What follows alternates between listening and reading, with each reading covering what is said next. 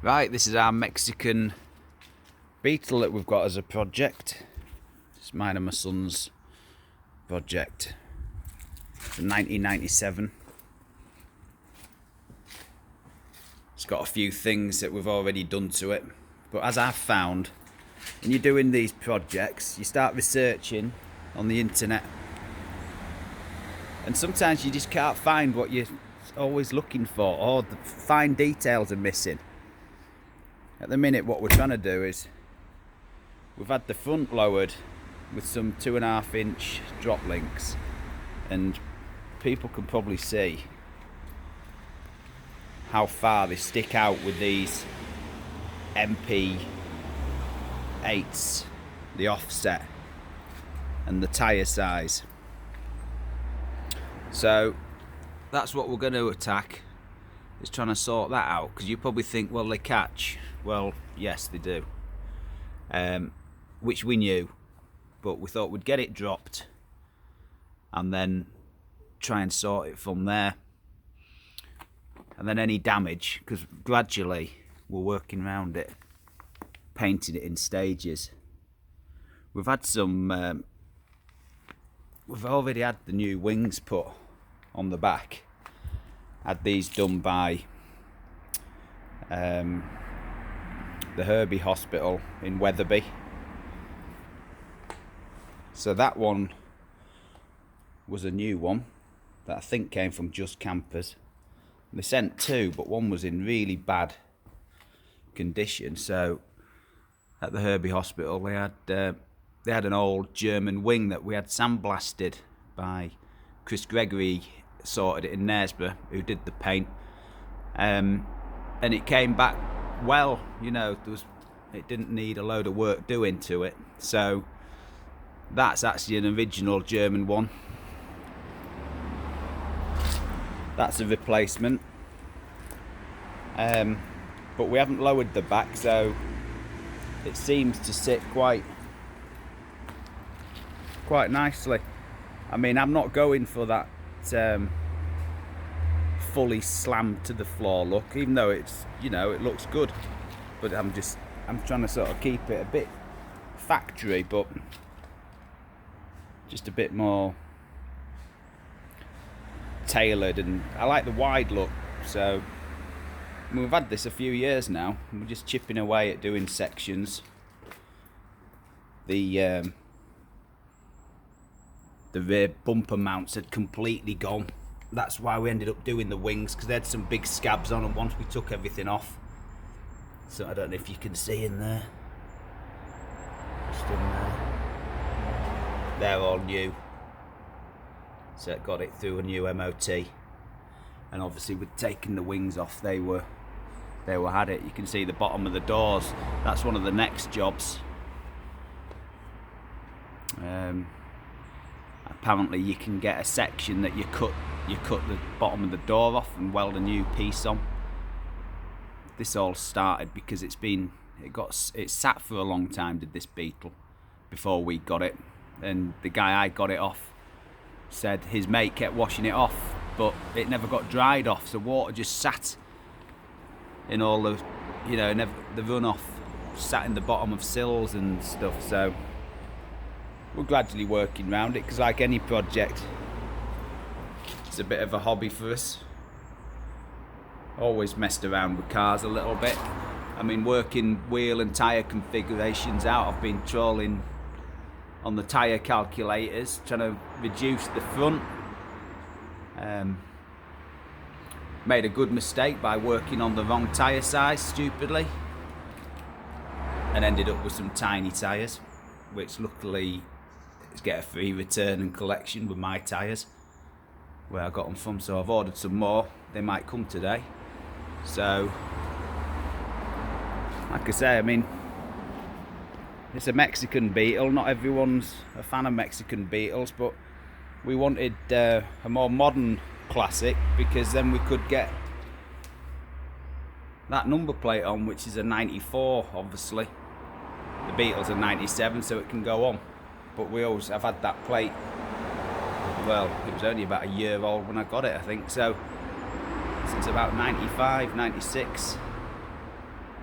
But obviously it couldn't go on older, so the Mexicans ran up to, I think it was 2003, I think, with the Beetle. So they're relatively cheap to work on. Parts are a little bit tricky because they're never always listed for a Mexican. It's only got 30 odd thousand kilometers on. What's that? I don't know, 20,000 miles, full service. I've done a few adjustments. Put the vintage speed quick shift on because the geometry of this seat and a standard steering wheel that it had, which was like out of a Mark II or something, Golf or Polo or Jetta. Couldn't even get your legs under it. The seats are so high at the front. It's one of our next missions, trying to sort out a different seat. I always thought it'd be quite good to get a more of a modern black leather Porsche seat in or something. We're not maybe getting electric, but did start looking at the Boxster ones. They're quite reasonable. But then I thought, hang on, we need to get into the back, so might be looking for like something out of a 996 or something. Just see what crops up. But so far, it's quite an interesting little project. You've got to be careful what you spend on these, I suppose, because you know they're not worth a fortune when they're done. So, and if we just hit it all at once, well then it's done, and then you haven't got your project going. So yeah, so this weekend what we're going to look at, I've got some they've got 10mm spacers on. I think that's how they came out, because the caliper's pretty close to the inside of the wheel. So I'm thinking along the lines of we've reduced the tyre size. That might come today, like I say. And the I've got a 5mm spacer, or once I get it all taken apart, we're going to see possibly that's the protruding bit of the caliper, is maybe grind that off. I've been told that you can do that. So yeah, well, what can go wrong? So we'll have a look at that. I'm just thinking what else we've done to it so far.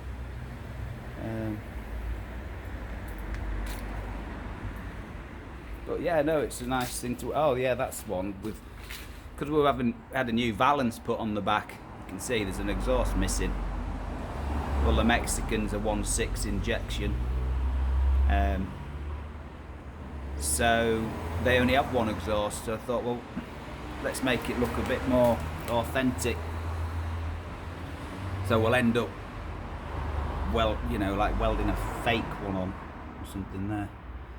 Some purists will be laughing at that, but anyway, we're doing it for ourselves. Like I said, we like the wide look, so gonna see if we can get away with just getting them set in slightly, and hopefully they'll miss. And like I say, any damage, then the front wings will be getting painted. So we've set the chassis, you know, all the way it's sitting has all been done. Then finally get it painted. I don't know if you can see in there. Yeah, it does catch, even just under braking. It beds down at the front and touches. Like I say, we knew it was going to do that, but let's see how it goes. But like I say, hopefully us taking on these little jobs and researching might answer some other people's queries while they're doing their projects. And because I know I've trawled for hours looking at things. I've done a lot of different tyre configurations on modern cars. That one's painting under there, that's had a patch up. But generally, I mean, it looks clean, particularly now it's got its new wings on and painted. But like I say, with the tyre configurations, it used to be really hard. You have to work it out on a piece of paper, all your rolling radiuses and things, but now you just go on the tyre calculators and you can type in your tyre size, which this is a 195 60/15, which is quite a fat tyre on there. So I've looked at the widths and what we're trying to steal at the front to get it back to where it was, because obviously when you put the drop spindles on, it's brought it out. I think it's 1/4 of an inch. So I think with a bit of playing around, get the tyre reduced. You can see how far it sticks out there, but the rim's quite far back, so get the tyre wall back in. It's tricky trying to work out the rolling ratio with stretching a tyre on, because obviously when you stretch the tyre as well, that can reduce the radius, so it's a bit of playing around. So hopefully the tyres will turn up later today. I'll shoot off, get those fitted, and then I'll get, while the wheels are off, I'll start cleaning up the calipers and everything. The guy who had it before, he did have it a lot, must be red oxide on a lot of all the underbody, which is good for protecting it, but it looks pretty nasty when you can see it through things like those drums there. They all want doing. In the end we'll probably do a wheel change, but once we get the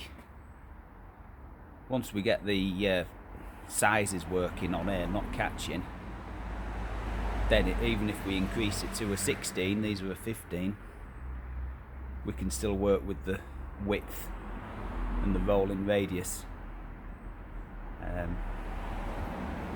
So yeah, that's it for now. I'll keep posting some videos.